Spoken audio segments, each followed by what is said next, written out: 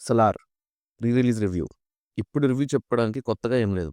అందరూ already movie చూసేశారు. అందరికీ ఒక ఒపీనియన్ ఉంది ఆల్రెడీ. కానీ మనం ఇవాళ కొన్ని లింక్స్ సింక్ చేసుకుందాం. కొన్ని టాపిక్స్ టచ్ చేసొద్దాం. ముందుగా రివ్యూ ఏంటంటే సినిమా బావుంటది చూడండి. రిలీజ్ రోజు ఉండే ఫన్ అంతా రిలీజ్‌కి మిస్ అవుతే మంచి మాస్ థియేటర్‌లో ఎక్స్‌పీరియన్స్ చేసే ఛాన్స్ ఇది. ఒకవేళ అప్పుడు మిస్ అయితే ఇప్పుడు మిస్ చేసుకోకండి. యాక్చువల్‌గా సోషల్ మీడియాలో మీమ్స్ కూడా ఫేమస్ అయ్యాయి.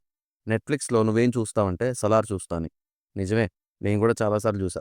అదొక అలవాటుగా అయిపోయింది మనకి. కానీ 'సలార్' కాంపిటీషన్‌తో కాకుండా సోలో రిలీజ్ అయ్యుంటే ఇంకా ఎక్కువ కలెక్ట్ చేసేది. ఎక్కువ రెస్పాన్స్ వచ్చేది. 'దుంకీ' మూవీ కాంపిటీషన్‌గా వచ్చింది. నార్త్‌లో ఎక్కువ బాలీవుడ్ మూవీసే చూస్తారు వాళ్ళు.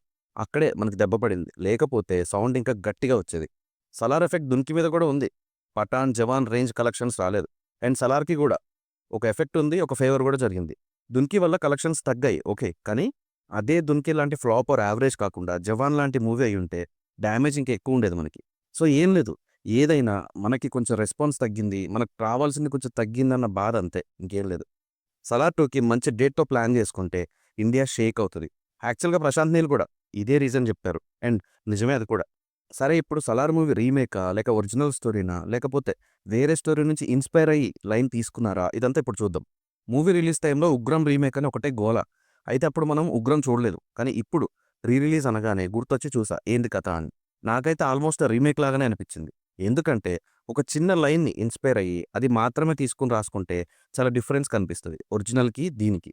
అదే ఆల్రెడీ తీసిన స్టోరీలో కొన్ని చేంజెస్ చేసి తీస్తే అదే రీమేక్ అంటాం మనం. ఇక్కడ అదే జరిగింది. ఆల్మోస్ట్ మూవీ థీమ్ అంతా సేమ్ గానే ఉన్నా చిన్న చిన్న చేంజెస్ ఉంటాయి అంతే. అయితే 'ఉగ్రం' మూవీ మొత్తం ఎక్కువగా హీరోయిన్ నిత్య అండ్ తన ఫాదర్ చుట్టూ ఉంటుంది. 'సలార్' మూవీ 3 తెగలు, వాళ్ళ ఆధిపత్యం వీటి మీద ఉంటుంది. 'ఉగ్రంలో' కూడా ఒక ఏరియా ఉంటుంది. అందులో కూడా టెరిటరీస్ ఉంటాయి. వాటిని వేరే వేరే వాళ్ళు రూల్ చేస్తా ఉంటారు. 'సలార్‌లో' కాన్సార్ అన్నారు. 'ఉగ్రంలో' అదే ముగోర్. శృతి హాసన్ క్యారెక్టర్ ప్లే చేసింది నిత్య ఈ మూవీలో. వాళ్ళ మదర్ గ్రేవ్ కోసం నిత్య కూడా ఇండియా వస్తుంది. శృతి హాసన్ కూడా ఇండియాకొచ్చి వాళ్ళకి దొరికే టైంలో దేవా హెల్ప్‌తో ఒక ప్లేస్‌లో సేఫ్‌గా ఉంటుంది. 'ఉగ్రంలో' కూడా సేమ్ టు సేమ్. మళ్ళీ సేవ్ చేసే సీన్ గూడా ఉంటుంది. అమ్మ మాట విని సేవ్ చేస్తాడు. అది కూడా సేమ్. ఇంటర్వెల్ ఫైట్ కూడా యాజ్ ఇట్ ఈజ్ ఉంటుంది. కాటేరమ్మ ఫైట్ కూడా సేమ్ ఉంటుంది. కానీ సాంగ్ ఉండదు ఇందులో. 'సలార్‌లో' ఉన్న అన్ని main sequences and core story మొత్తం 'ఉగ్రం' నుంచి తీసుకుందే. కానీ 'ఉగ్రం' 2014లో వచ్చింది. ఆ టైంకి ప్రశాంత్ నీల్ ఫస్ట్ మూవీ కనుక తక్కువ బడ్జెట్‌తో రీజనల్ హీరోతో చేశారు. అది అక్కడ హిట్ అయింది. అదే స్టోరీని పాన్ ఇండియా హీరోతో చేస్తే రియాక్షన్ ఇలా ఉంటది. అయితే ఇప్పుడు పార్ట్ 2 విషయానికొస్తే 'ఉగ్రం' స్టోరీ మొత్తం రష్‌గా ఉంటది. అందుకే 'సలార్' 2 పార్ట్స్ అయ్యాయి. స్టోరీని డెవలప్ చేసుకోవచ్చు. వరల్డ్ బిల్డింగ్ బెటర్‌గా ఉంటది.